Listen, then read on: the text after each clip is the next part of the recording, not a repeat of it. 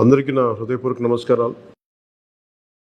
కూటమి ప్రభుత్వం అధికారంలోకి వచ్చి దాదాపు 60 రోజులు కావస్తుంది. నేను పంచాయతీరాజ్ శాఖ, అటవీ శాఖ బాధ్యతలు స్వీకరించిన తర్వాత పంచాయతీ శాఖకు సంబంధించి చాలా రివ్యూలు చేశాం. రూరల్ వాటర్ సప్లై, రోడ్లకు సంబంధించి చాలా రిపోర్ట్స్లో తెలియజేస్తూనే వచ్చాను. ఏ స్థాయిలో నిధులు సరిగ్గా పంపిణీ జరగలేదు, వచ్చినా దాని దుర్వినియోగం జరిగినాయి. ఈ పరిస్థితుల్లో కూటమి ప్రభుత్వం చాలా చిత్తశుద్ధితోటి ఈ పంచాయతీరాజ్ వ్యవస్థని బలోపేతం చేయాలి అని చెప్పి చాలా బలమైన నిర్ణయం తీసుకున్నాం. దాంట్లో భాగంగానే 3 కీలకమైన నిర్ణయాలు తీసుకున్నాం. ఒకటి, ఆగస్టు 15 ఈ జెండా పండుగకి సంబంధించి. 2, మనకి జాతీయ ఉపాధి హామీ పథకానికి సంబంధించి ఒకటే రోజున 13,326 పంచాయతీల్లో గ్రామసభ తీర్మానాలు జరగాలి. ఆ దిశగా అడుగులు వేస్తూ ఉన్నాం. ఈ గ్రామసభ తీర్మానం అంటే ఏంటంటే, జాతీయ ఉపాధి హామీ పథకం ద్వారా వచ్చే కేటాయించిన పనులకు కానీ నిధులకు కానీ ఆ ప్రజాప్రతినిధులు, ఆ ఎమ్మెల్యేలు కానీ, గ్రామ సర్పంచులు కానీ, పంచాయతీ సర్పంచులు కానీ, ఆ పంచాయతీలో ఉన్న ప్రజలు కూడా అందరూ ఏకగ్రీవంగా అంటే ఏ పనులు జరగాలి, జాతీయ ఉపాధి హామీ పథకానికి సంబంధించిన ఆ పనులకి మన గ్రామాల్లో ఏ పనులు జరగాలి, ఏ పనులకి ఆ నిధులు కేటాయించాలి, ఈ దృష్టిలో గ్రామసభ తీర్మానం జరుగుతుంది. విడివిడిగా కాకుండా ఒకటే రోజున 13,326 పంచాయతీల్లో ఒకటే రోజున గ్రామసభ తీర్మానాలు జరగాలని కీలకంగా ఆదేశించడం అయినది. ఆ విధంగా ముందు ఒకటి చేస్తూ ఉన్నాం. రెండవది, జల్ జీవన్ మిషన్. అంటే ప్రతి ఇంటికి కుళాయి అనేది ప్రధానమంత్రి గారి ఆకాంక్ష, ఆశయం. ఏ ప్రభుత్వం కనీసం మానవ హక్కు ఇది. అలాంటి జల్ జీవన్ మిషన్కి సంబంధించి గత 5 సంవత్సరాలుగా ఎక్కడ కూడా సంతృప్తికరంగా గత ప్రభుత్వం చేయలేదు. రాష్ట్రంలో గ్రామీణ తాగునీటి సరఫరా ఇది అసలు ఏ స్థాయిలో ఉంది? ఉదాహరణకి జల్ జీవన్ మిషన్ కింద ఒక దాదాపు 27,000 కోట్లు ఖర్చు చేయాల్సి వస్తే గత ప్రభుత్వం 4,000 కోట్లే ఖర్చు చేస్తుంది. ఆ 4,000 కోట్లు ఖర్చు కూడా పెట్టిన విధానం ఏ స్థాయిలో ఉంది? నిజంగా నీటి సరఫరా అవుతుందా? ఉదాహరణకి చాలామంది ఎమ్మెల్యేలు అందరూ కూడా నా దృష్టికి తీసుకొచ్చినా కూడా నాకు వాళ్ళు ఇచ్చే ఈ పిటిషన్స్ కానీ ఇవన్నీ కూడా ఏం తెలియజేస్తున్నాయంటే, పంచాయతీల్లో కానీ గ్రామాల్లో కానీ జేజే మిషన్ కింద పైప్ లైన్లు వేశారు, కానీ దానికి ఆ నీటి సరఫరా ఉండే ఇది లేదు, దానికి వాటర్ సోర్స్ లేకుండా పైప్ వేసి వెళ్ళిపోయారు. అంటే దీని వెనక ఏమనిపించిందో, నిజంగా ఏదైనా వీళ్ళు డబ్బులు చేసుకోవడానికి పైప్ లైన్లు వేసి వదిలేశారన్నది ఆలోచన వచ్చి దాని మీద ఏం ఆదేశించాం పంచాయతీరాజ్ శాఖ ఉన్నతాధికారులందరినీ ఏంటంటే, అసలు రాష్ట్రంలో గ్రామీణ తాగునీటి సరఫరా పరిస్థితి ఎలా ఉంది, ఎన్ని గ్రామాలకి పైప్ లైన్స్ బాగున్నాయి, నీటి సరఫరా స్థాయి ఎలా ఉంది, రోజుకి ఎన్ని లీటర్లు నీళ్ళు వస్తున్నాయి, అలాగే ప్రస్తుత పరిస్థితి తెలుసుకోవడానికి దాదాపు ఒక 12 అంశాల మీద మేము సర్వే చేయమని ఆదేశించాం. దీన్ని పల్స్ సర్వేగా మీ దృష్టికి తీసుకొస్తున్నాం. ఇది పల్స్ సర్వే చేపడుతున్నాం. దీంట్లో వచ్చిన డేటా ఆధారంగా జల్ జీవన్ మిషన్ని కూటమి ప్రభుత్వ ఆధ్వర్యంలో అత్యంత పకడ్బందీగా ప్రణాళిక రచన చేయడానికి ఈ సర్వే నిర్వహిస్తున్నాం. ఒకసారి ఈ డేటా పాయింట్స్ అన్నీ రాగానే ఏ పంచాయతీల్లో నీళ్ళు వస్తున్నాయి, ఏ పంచాయతీల్లో పైప్ లైన్లు డ్యామేజ్ అయినాయి, అసలు గత ప్రభుత్వం చేసిన 4,000 కోట్ల రూపాయల ఖర్చు నిజంగా ఆ ఉద్దేశింపు పనులకి జరిగిందా లేదా, వీటన్నిటిని కూడా ఈ పల్స్ సర్వేలు మనకి తెలిసి వస్తాయి. దీని సమూలంగా ప్రజలందరికీ సమీప భవిష్యత్తులో తెలియజేస్తాను. అలాగే గ్రామ పంచాయతీలు, పంచాయతీరాజ్ వ్యవస్థ బలోపేతం కావాలంటే సర్పంచ్ వ్యవస్థ చాలా కీలకమైంది. గత ప్రభుత్వం పంచాయతీ ఎన్నికలు సరిగ్గా నిర్వహించలేకపోవడం వల్ల మనకు నిధులు రాలేకపోయినాయి. చాలాసార్లు మేము అధికారంలోకి రాకముందు పంచాయతీ మనకి సర్పంచ్లందరూ మా దృష్టికి తీసుకొచ్చింది ఏంటంటే, కనీసం మాకు బ్లీచింగ్ పౌడర్ కూడా మాకు కొనుక్కునే డబ్బులు లేవు మా దగ్గర. వాళ్ళ అకౌంట్లో పడ్డా కానీ డబ్బులు ఈ ప్రభుత్వం ఈ డిస్కౌంట్స్ అని చెప్పి డబ్బులు తీసేసుకున్నారు. సో పంచాయతీల నిర్వహణకి ఎన్నికలు జరిగినాయి, కానీ పంచాయతీల నిర్వహణకి సంబంధించి ఏ విధంగా వారికి సరైన ఆర్థిక పరిపుష్టి జరగలేదు నిధులు పడ్డాక.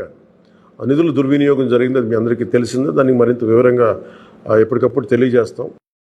సో ముఖ్యంగా పంచాయతీరాజ్ వ్యవస్థని, సర్పంచ్ వ్యవస్థని బలోపేతం చేయాలన్నదే మా కూటమి ప్రభుత్వం తాలూకు ఆశయం, ఆకాంక్ష.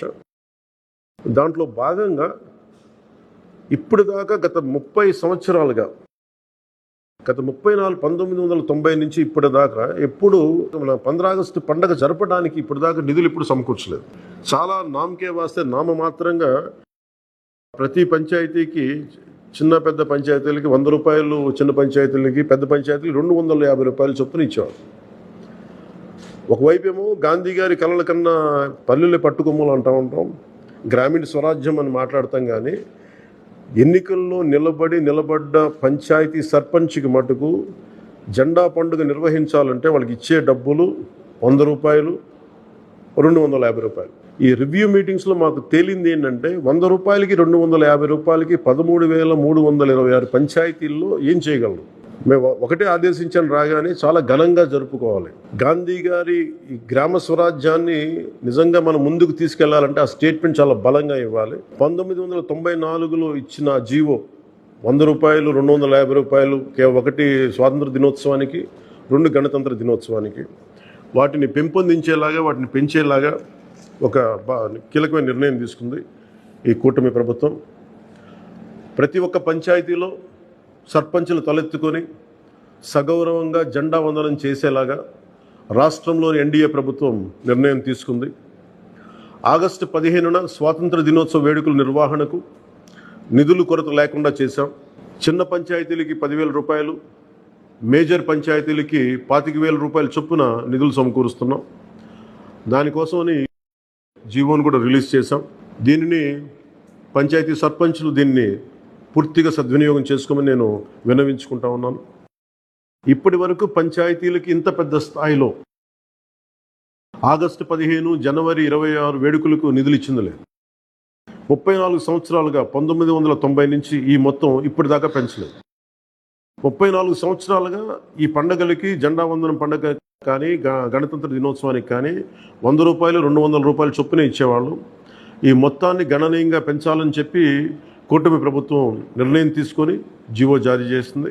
13,326 పంచాయతీల్లో ఘనంగా, గౌరవంగా స్వాతంత్ర దినోత్సవ వేడుకలు సాగాలన్నదే మా కూటమి ప్రభుత్వం ఉద్దేశం. ఇప్పటి వరకు సర్పంచులు అతి స్వల్ప మొత్తాలతో వేడుకలను ఘనంగా చేయలేకపోయేవాళ్ళు. ఈ విషయం నా దృష్టికి వచ్చింది రివ్యూస్లో. దీనిపైన ఉన్నతాధికారులతో మాట్లాడి ఏ దశలోనూ ప్రజలు ఎన్నుకున్న సర్పంచుల ఆత్మగౌరవం తగ్గకుండా దేశంలో పవిత్రమైన 15 ఆగస్టు గణతంత్ర వేడుకలు గర్వంగా చేసుకునేలాగా, సగర్వంగా చేసుకునేలా చర్యలు తీసుకొని చాలా స్పష్టంగా ఆదేశాలు ఇచ్చాను. ఆ దిశగానే నిర్ణయం చేశాం. 5,000 లోపు ఉన్న జనాభా ఉన్న గ్రామాలకి 10,000 రూపాయలు, 5,000 పైబడ్డ జనాభా ఉన్న గ్రామాలకి 25,000 రూపాయల చొప్పున నిధులు అందిస్తాం. గాంధీ మహాత్ములు కలలుగన్న గ్రామ స్వరాజ్యం సిద్ధించాలన్నదే మా కూటమి ప్రభుత్వం తాలూకు తపన, ఆకాంక్ష. అందులో భాగంగానే పంచాయతీలకి తీర్చిదిద్దే ప్రక్రియకు శ్రీకారం చుట్టాం. ఈ ఆగస్టు 15 నుంచి పారిశుద్ధ నిర్వహణ, రక్షిత తాగునీటి సరఫరా, మౌలిక వసతులతో కల్పనతో గ్రామాల సర్వతోముఖాభివృద్ధి దిశగా అడుగులు వేస్తున్నాం. గౌరవ సర్పంచులందరికీ నా విజ్ఞాపన, ప్రభుత్వం నుంచి విన్నపం, ఆగస్టు 15 నాటి వేడుకల్లో అందరి భాగస్వామ్యం ఉండాలి. పంచాయతీ పరిధిలోని పాఠశాలల్లో వ్యాసరచన, క్విజ్, డిబేట్ పోటీలు, క్రీడా పోటీలు నిర్వహించాలని కోరుకుంటా ఉన్నాం. ఉపాధ్యాయులు భాగస్వామ్యంతో వీటిని నిర్వహించాలని కూడా ఆదేశాలు ఇచ్చాం. గ్రామంలో స్వాతంత్ర సమరయోధులు, రక్షణ రంగంలో పనిచేసిన వారు, ముఖ్యంగా పారిశుద్ధ్య కార్మికులకు సత్కారాలు చేయాలి. గౌరవ ప్రధానమంత్రి గారు ఇప్పుడు కూడా పారిశుద్ధ్య కార్మికులకి ఏ స్థాయిలో గౌరవించారో అందరికీ తెలిసిందే. రాష్ట్ర ఎన్డీఏ ప్రభుత్వం కూడా ఆ దిశలోనే గౌరవ ముఖ్యమంత్రి శ్రీ నారా చంద్రబాబు గారి ఆధ్వర్యంలో పారిశుద్ధ్య కార్మికులకు అదే గౌరవం ఇవ్వడం జరుగుతుంది. సో ఈ విధంగా మేమందరం బలంగా, చాలా కీలకంగా పనిచేస్తూ ముందుకెళ్తున్నాం. దీని అందరికీ ప్రజలందరూ ఆశీస్సులు కావాలి.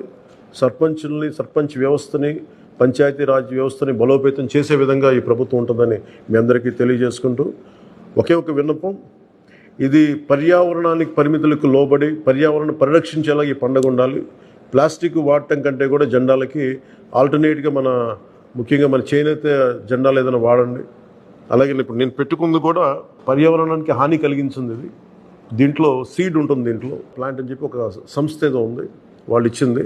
మేము ఈ స్థాయిలో మీకు దొరికినంత దాంట్లో పర్యావరణాన్ని పరిరక్షించేలాగా ప్లాస్టిక్ మన జెండా పండుగ అని చెప్పి ప్లాస్టిక్ అంతా రోడ్ల మీద పడేస్తాం. అలా కాకుండా చాలా బాధ్యత తొందరగా జరుపుకోవాలి అని తెలియజేసుకుంటూ సెలవు తీసుకున్నాను. జై హింద్.